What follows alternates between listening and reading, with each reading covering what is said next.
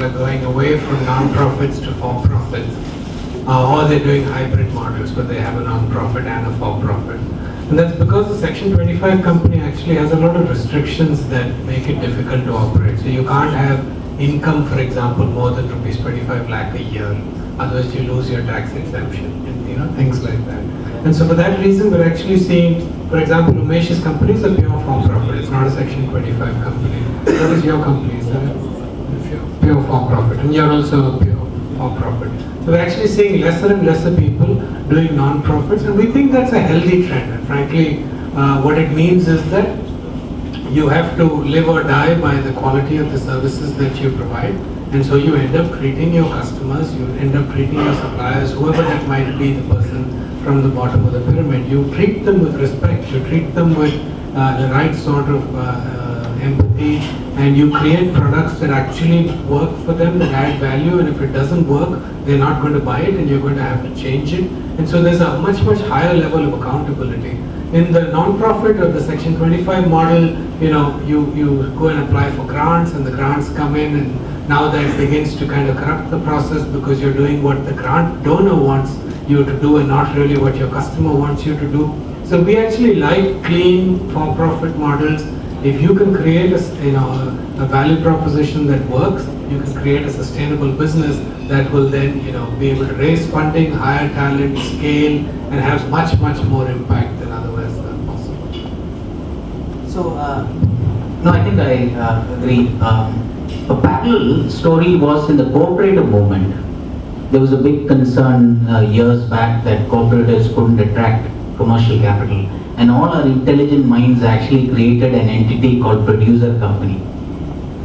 Unfortunately, the number of companies registered under that is pathetically low, and the reason is so simple, right? A producer company's fundamental ethos is actually that the shareholders should be producers. Now, if you are an equity investor, you're not a producer or a farmer, you can't be a shareholder. So a shareholder's capital now is not available for growth of the company. Now, if you anyway had producers' wealth, you could have created a public limited company with all individual producers as shareholders and created a company. Why is the need for a producer company? So some of these legal structures, I wouldn't worry about it too much, but they're guided by the nature of business for sure.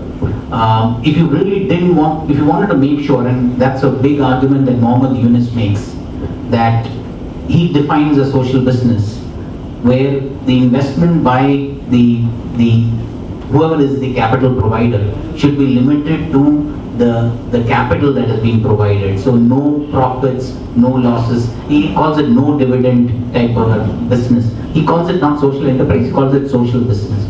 Now he has his own reasons, because he actually argues that blending commercial capital, blending profits and impact is very difficult. But we're seeing this trend the other way. There's more going the for-profit route, and I think our legal structures are also in a sense pushing that, especially with the Income Tax Act actually saying, at the moment you actually start doing business, the IT department gets really tough on you, and then you lose your exemption. The moment you lose your exemption and then you don't have a tax exemption status, a non-profit structure really doesn't make sense, because you're limited by the grant capital that you can attract. There's much more commercial capital available. But by the way, this whole trend of more for-profits also coming is a reflection of the fact that there's also for-profit capital available, which wants to invest in for-profits. So I think it's a combination. There's more entrepreneurs enlightened to set up for-profits, but there's also capital that doesn't want to invest in non-profits but for-profits.